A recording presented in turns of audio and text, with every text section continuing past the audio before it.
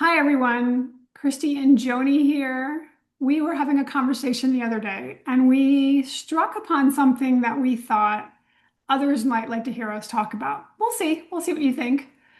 We were talking about how within groups of people who are trying to help our country move forward, that people are getting argumentative, dismissive, excluding each other in ways that are making it harder to oppose the things that are really awful, the really horrible things that are going on. So I was speaking passionately about it, and this is something Joni feels strongly about too, based on the work she's done over many years. So I'm going to turn it over to her. She can talk a little bit about why this interests her, and we'll kind of go back and forth and see what happens in this conversation. And we're just playing around just to see how this might go. Joni, over to Yeah, you. thanks. We thought we were both getting really passionate. We thought it might be a conversation that would be useful for other people as well. I have, for at least 15 years, been looking at how people change their sincerely held beliefs. And some of the things Christy said were like pinging me. Oop, oop, you can't uh, like I've said to her and I've said to many people, you don't shoot forth from your mother's womb with the same beliefs that you have right now. It's a process. You learn, you grow, you change, your life experiences impact you. So when we expect someone to be at exactly the same place we are, we're we're being, well, the word that came up was stupid, but that's not nice. We're being unrealistic, okay? And what the examples Christy gave to me, which I'm going to ask her to give again of some of the things that she's heard, uh, just so that you know what we're talking about, how we're trying to bring people in to this greater cause, and when we are too specific and exclusionary, it pushes people away. And people, when, especially people who are kind of teetering on, well, I'm I'm I'm not sure I want to change my beliefs. I've believed this for so long. And when we confront someone who is in that fragile state right there when their beliefs are changing, they retreat. And that's not what we want. We want people to feel seen and accepted and understood. Agreed. And to be part of something, if we're going to unify, we have to be more willing to broaden our expectations, broaden our willingness to bring people in. And I'm not talking about the most extreme people. I'm talking about people that are like super close to us. And I'm getting passionate. I'm actually tearing up. There's this way in which we can dismiss each other. And a great example, this is one of the ones I mentioned to Joni, is the example of wearing things on our clothing that demonstrate something about us. So the paperclip and the safety pin are two symbols that people have been using. And the safety pin was, I'm a safe person. And there became this whole judgment around, oh, that's performative. That's not enough. That's not, you're not doing anything. You're not taking enough of an action. But if you're just sticking your toe into declaring yourself, wearing a safety pin might feel like you're wearing a huge neon sign that people might come up to you and go, what are you doing wearing the safety pin? Which could be intimidating for people. So if you're beyond safety pin level, do the thing that's beyond safety pin level. But if you're at safety pin level, great, you're doing something. You are signaling something. And the paperclip is more the symbolic of resistance. I believe it was in Norway during World War II that first became a thing. And somebody I saw on Facebook was like, I'm going to wear a paperclip. And this person's like, oh, that's going to be judged as performative. And I know they confused the safety pin with the paperclip, but it became a whole nother way to judge and push people out, which we don't want to do. We want to unify. We want to come together against I'm just sorry, I'm going to say the evil, the wrong, the corruption, the bullies for billionaires regime sort of stuff is way more important than whether you're wearing a paperclip. or a safety pin. I mean, come on. This is this is the who cares area of I'm doing something versus I'm just gonna do nothing because people have scared me off and chased me away and said you're not good enough. You're not bringing enough to the table. And us arguing that our own people are not good enough is really supporting the side that really is creating the problems. Yeah. No, Okay. I agree. No, I love your passion there. And it's true because we enter at the place that we have the capacity to enter. And also, this is about, in so many ways, and you hear this so often in Joanne Freeman and Heather Cox Richardson, they're talking about creating community and the power of community. And so if someone is stepping into a space that is community, then we should applaud them and say, okay. Um, the other thing I heard is an activist I follow in Portland. She's talking about craftivism, that crafting for protesting and the like the hats, the red hats now with the little whatever you'd call it, little braid on the back. And there's some pushback on that too. It's like, why? I can just buy a hat. I can, but doing that, especially in community, is saying, I am doing something. And if we say that, like you said, Christy, if that we say that's not enough, you're pushing someone back. You know, like I was talking about when you change, when you're starting to change your beliefs or starting to change what you've always done, you have to start where you are and take a step forward. And whenever you push against the person taking that step forward, you're potentially, and most of the time, I would say, and I've looked at this from a psychological, spiritual standpoint, you're pushing them back to where they were because it doesn't feel safe. What we want is to create this sense of safety so that people can have the ability to see the world differently, to see themselves differently, see what they're capable of. Now, the other reason that I thought this would be a great conversation is, Christy, back to you. You gave an example from something you studied in the past. I don't remember what we talked about exactly, so you'll Yeah, have to remind me. yeah, yes, and. Oh, yes, and well, that's the thing that it's very interesting. You know, I took one improv class, and the idea is to not shut the other person down. And so you always say yes and not yes but, or there's another, you know, you don't oppose. You add to the conversation. You augment what you've started so that what they've started so that builds into something more instead of like putting up the stop sign everywhere and stopping things in their tracks, which is really counterproductive to moving forward in a unified way.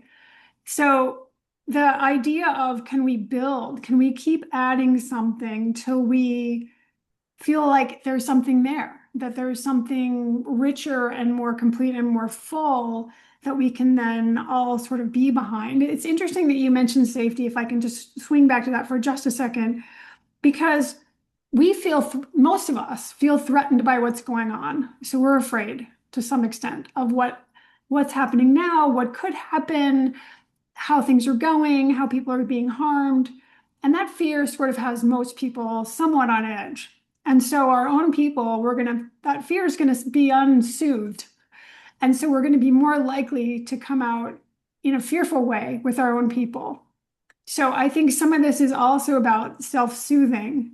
And Mhm. in the ancient healing art of Jin Shinjutsu, which I practice, you can hold your index finger to help harmonize fear, which might be a start, at least to like, all right, I don't have to be afraid of the safety pin people. I don't have to be afraid of the paperclip people. I have to be afraid of ICE coming and grabbing small children and putting them in detention, you know, into concentration camps. There's two very different levels of fear and we want to get it right. There's this intensity of like, we cannot blow this. So, paperclip people, safety pin, whatever. I mean, I know I keep harping on that, but it's like finding those things that are not okay for us is coming from a place of fear. So being able to recognize that's what we're doing when we're doing that, we want to get it right. And in the effort to get it right, we have to make someone else wrong, which then puts them in the one down position, which then alienates them and pushes them away, which obviously we don't want ever, Yeah. ever, ever, ever. And now I lost the thread of how you swung over to me and I swung over back to the Yeah, safety. But and that's fine. I can swing somewhere else if you want. Um, we just keep swinging and see what happens. well, part of my spiritual geography work is I did workshops with people with this spiritual and religious card deck value sort that I created a while, I don't know, 13 years ago or something. And in doing these workshops, people were expressing their what they value and what they push against in this religion and the spiritual space, which is one of the things you're not supposed to talk about. And I developed some tools to help people with that. And one of them was noticing, just like Christy said, noticing when you're fearful, noticing when something is arising in you that you want to push against. And what I told people was in these workshops was to sit on your hands and keep your mouth shut. If you feel that, if you feel that feeling like I want to counter what they're saying, the first thing you do is stop talking because you will shut them down and make them wrong when you don't understand because that's one sentence in someone's spirituality, which is really infinite, like the infinite uh, is doesn't mean anything, really. It doesn't say who the person is, what they believe, how they act. None of that can be gleaned from one sentence or one word or one phrase that you view incorrectly. And then the second step after you shut your mouth is if you feel able to be curious, ask a question, ask an open-ended question. How have you seen this in your life? How has this impacted you? So that it is your curiosity that's leading the way. So that tool from Jinjitsu is great.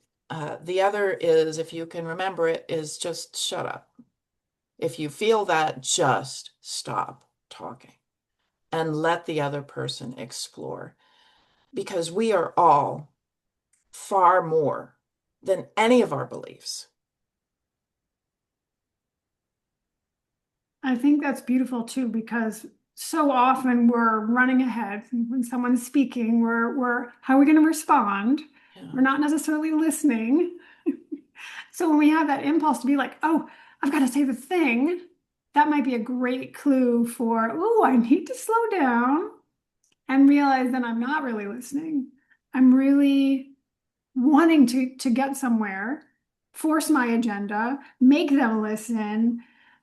And there is this way, I know that I grew up in a family where being right was an important thing, and being smart and showing how good you were upstairs. So there was some level of competition. Like let's be first, let's be fastest, let's be smartest, and instead of being more open-hearted, more compassionate, more generous in our sense of being with someone instead of being better than someone, quickly winning, moving on to the next thing. This is not about winning over our compatriots.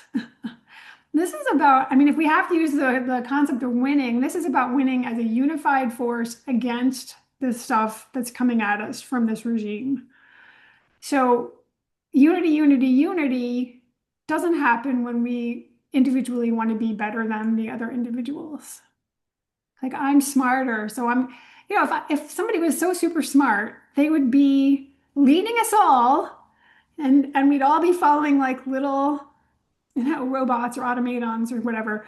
And instead, this is a collaboration. Like this has to happen with all of us. So Yeah. can we embrace this all of us idea, even when there are parts where we don't really agree, and we may never agree. Heather Cox Richardson and Joanne Freeman, they talk about like strange bedfellows you're going to have. There are Massey, Rand Paul, like people you Marjorie Taylor Greene, people you would like, they're not going to be your people, but there may be one issue somewhere that you agree with them on. Great. They're not going to be part of our, under our tent or whatever, but can we just take what we can get and not expect, again, we didn't say this word yet, but purity test. This is a Mm. big problem. This idea that if you don't pass this test, then you're out. And that's going to reduce our numbers. Yeah. Purity. Well, and the other part of that, which is fascinating to me, but I'm a little weird. But the yes, purity test, but a lot of it is coming from a place of I want to help. I want to protect these people. I want to protect the marginalized. I want to, support women. I want to, I believe Black Lives Matter, so I want to, do my best anti-racism work. But when we do that in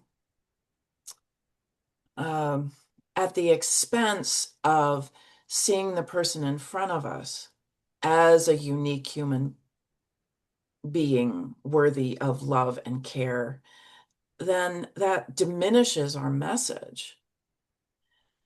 And a lot of this, I mean, I think about my own journey for some issues, and there are times when I just had no clue. And one of the Same. things about changing your beliefs is it's not in your head. You change your emotional understanding first. Um, there's a professor of psychology, Jonathan Haidt, who had this great analogy like 20 years ago that I adore, which is that our beliefs are like a rider on an elephant. We think the rider, our intellect is what is running the show, that the rider, the person on top of the elephant, is the one who's steering where we go. But the elephant can take us wherever the heck the elephant wants to take us.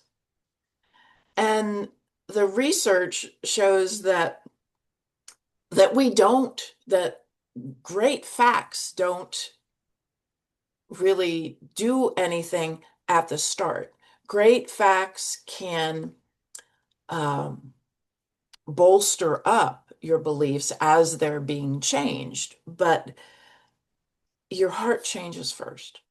Your ability to see someone as a human being, your ability to recognize their story in yours, which is why often, you hear someone who was like religiously conservative who has a gay child suddenly changes their beliefs. Not suddenly. Sorry, that's definitely not what happens.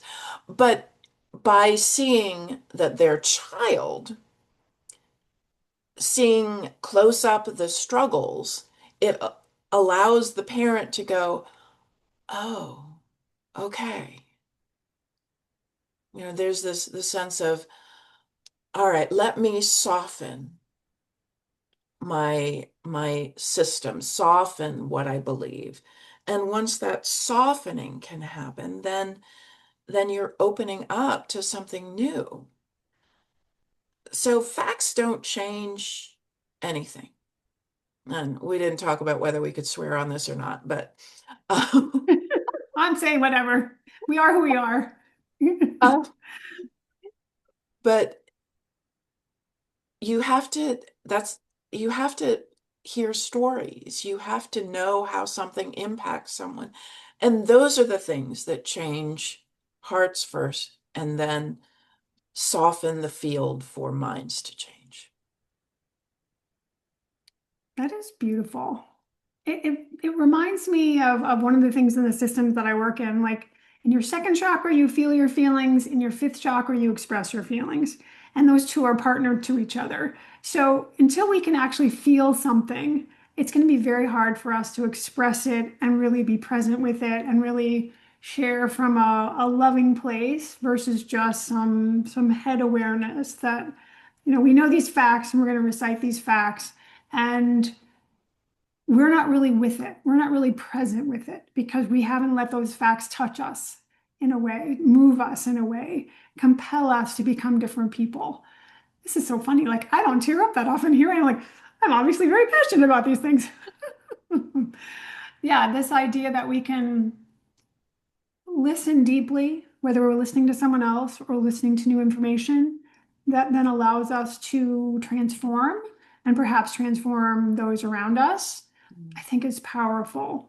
And I know, a lot of people who are in this fight are not necessarily overtly spiritual, but I think that stuff is going on for people as their hearts break, as they see people getting murdered. I mean, that was a big turning point because suddenly it was like, how can I just look at this and not be moved by how awful this is? And to stay with the idea of can we also feel for the other people who are like, I want to do something, but I'm afraid. I'm not ready to protest. Can I bring coffee to you at the protest and swing by? Like how beautiful that you want to do something. And that's amazing and to be applauded and not to be derided like, oh, you're not even going to protest? You're just going to bring coffee? Like, right, that's what I can, that's what they could do right now. My first protest was No Kings 2.0. I never protested in my life. I'm in my 60s. I will be a lifelong protester.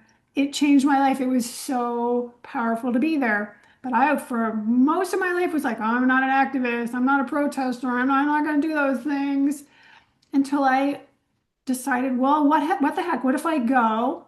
If it's awful, I can leave. And within a few minutes, I had like a rush of chill bumps and like all these people are honking and excited and animated and these are my people and it just felt amazing and expansive. But for all these years, was not that person until I was, Until you were. till I Yeah. was. And I think that happens for a lot. I mean, some people I know, a friend of mine, she's like, I got my first political book when I was 9 years old. Like, oh my word. I was like, politics, no. My brother was kind of into politics, but I had no interest in anything like that. And to be honest, if things weren't so disastrous, I still probably wouldn't be that engaged. But here we are. And so we change, hopefully. We grow, we evolve, we decide, yeah, that moves me. That's important to me. That's something I need to do something about. Well, I think that, and I have a different experience because I grew up right outside of Washington, D.C., and politics is not something I wanted to get involved with myself, but you couldn't get away from it. And my father worked for the federal government, and I saw so much of the good that was there, and I was at an impressionable age during Watergate, and I just and honestly, I'm a little bit of an idealist, so I was like, I believe in this, and that's what's so hard right now is, um, and I participated in the Women's March in 2017 in DC, and I really felt like, okay, yes, this is going to make a difference. But it didn't make a difference in the way I thought it would. I thought it would be, it's like, okay, these politicians will see there's so many people that are fired up, and that's not what happened. But it fired up a lot of women to get into politics and run for office, and that is important. Uh, so whatever we can do is is, starting from where we are. And it struck me when you were talking, Christy, that with the paperclip and the uh, Safety what's the other pin. one? And the safety pin and delivering coffee, and it just reminds me of the sense of um, there's some of the questions I ask people about spirituality, but it just goes into everything. Does what they're doing harm them or anyone else? If it's not harmful, why are we criticizing it? Why are we telling someone, thou shalt always do more? When if you encourage someone where they are, you give them that support for what they feel capable of doing, then that will propel them to do more. And we were all kids once. How did you respond when your parent told you you had to do something? I mean, no way. I'd find a way to, try to do the opposite, or it's like you did. Well, maybe I was a little more stubborn than others, but you're not going to tell me what to do. I don't care if you're my mother. I'm like, I'm gonna, no. And there is that tendency that we all have that we don't grow out of because it's part of being human. We don't want someone to say, this is what you should do. We want it to come from inside of us that this is what I'm offering. And that's what it is. It's an offering. You're giving wearing a safety pin or a paper clip, if that's all you can do right now, that is your gift. And I think it's a pretty awful person to say, oh, your gift isn't good enough. I'm sorry, I'm going to throw that in the trash can. Performative. You're trying to just get attention. Right.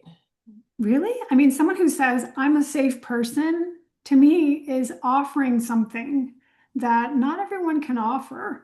And it's kind of perverse that those people are then made to feel unsafe as the safety offerers.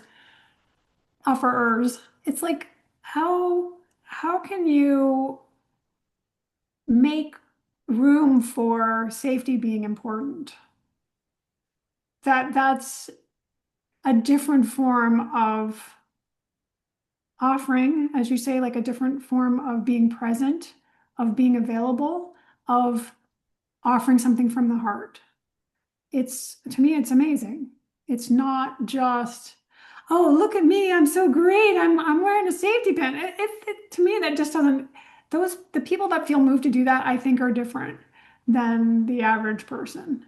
And I think it would be lovely if everyone was wearing a safety pin.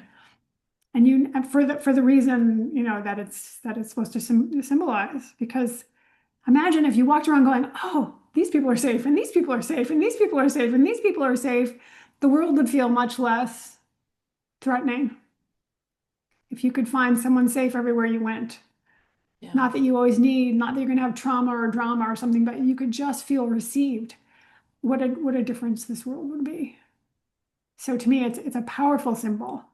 And yeah, maybe it's not activisty enough for some people, not enough action in there, but again, I think we I hate that word. It would be lovely if we all could expand into what works for us and also be loving around what works for everyone else. Yes. Yeah, take that love that we are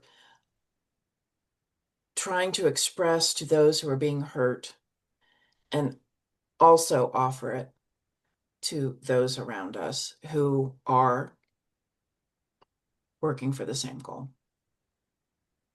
Exactly. Whew. Oh. Yes. Well, that was fun. Maybe we can do this again. That would be lovely.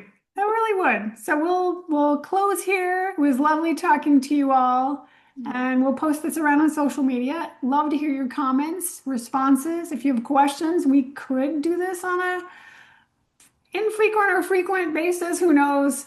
But it would be lovely to see how you respond. Thank you all for Absolutely. listening. Thanks.